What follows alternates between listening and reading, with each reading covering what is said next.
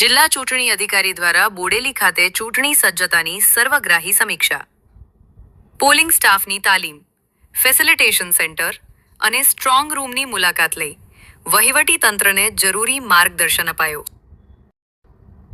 છોટાઉદેપુર જિલ્લામાં આગામી એપ્રિલ 2026માં યોજાનારી સ્થાનિક સ્વરાજ્યની ચૂંટણીઓને મુક્ત, ન્યાયી અને પારદર્શી વાતાવરણમાં સંપન્ન કરાવવા માટે જિલ્લા ચૂંટણી તંત્ર સજ્જ બન્યું છે.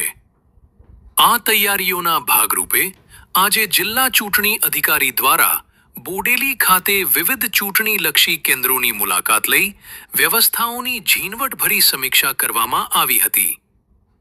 જિલ્લા ચૂંટણી અધિકારી દ્વારા બોડેલી નગરપાલિકાના પોલિંગ સ્ટાફ માટે આયોજિત ત્રીજા તબક્કાની તાલીમ શિબિરમાં પ્રત્યક્ષ ઉપસ્થિત રહી સ્ટાફને પ્રોત્સાહિત કર્યા હતા. તેમણે મતદાન મથક પરની કામગીરી, ઈવીએમ હેન્ડલિંગ અને કાયદો વ્યવસ્થાના ચુસ્ત પાલન અંગે સ્ટાફને જરૂરી ટેકનિકલ સૂચનો આપી ક્ષતિરહિત કામગીરી કરવા તાકીદ કરી હતી.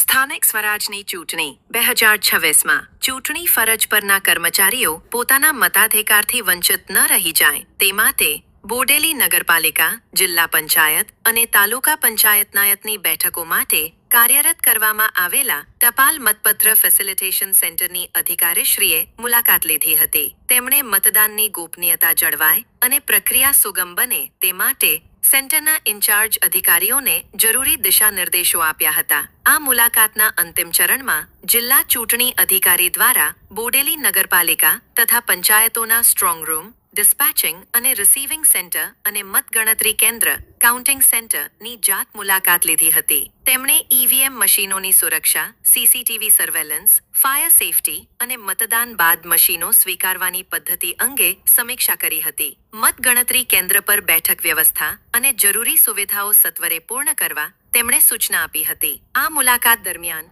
જિલ્લા વહીવટી તંત્રના અન્ય ઉચ્ચ અધિકારીઓ અને ચૂંટણી શાખાના કર્મચારીઓ ઉપસ્થિત રહ્યા હતા.